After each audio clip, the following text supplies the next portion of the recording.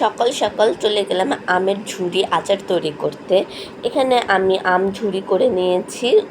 তারপরে এখানে আমি কিছু সরিষা বাটা দিয়েছি আর কিছু পাঁচফোড়ন গুঁড়ো করে তারপরে একটা মিক্স করে নিব। তারপর জিরা বাটা দিলাম, তারপর দিব লবণ, তারপর সামান্য কিছু গুঁড়া মরিচ। এখন এগুলো ভালো করে মিক্স করে নিব।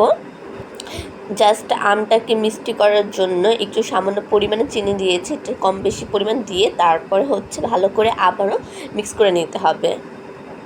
ও আর হ্যাঁ, আদা রসুন বাটা তো দিতে ভুলেই গিয়েছিলাম। এখন আমি কিছু পরিমাণে আদা এবং কিছু পরিমাণের রসুন এটার সাথে অ্যাড করে তারপরে আবারও মিক্স করব।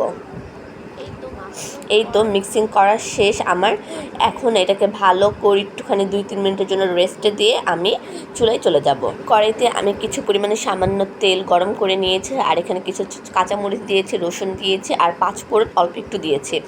এখন এটা গরম হয়ে আসছে আর আমি এখন সবগুলো আম এটার মধ্যে ঢেলে দিয়েছি। এখন 2-3 মিনিট ভালো করে একটু নাড়াচাড়া দিয়ে এটা নামিয়ে ফেলবো। এই তো তৈরি হয়ে গেছে আমার গরম গরম একদম সুন্দর একটা ঝুরি আচার। এটা অবশ্যই বাসায় ট্রাই করবেন আর এটা খেতে খুবই মজা।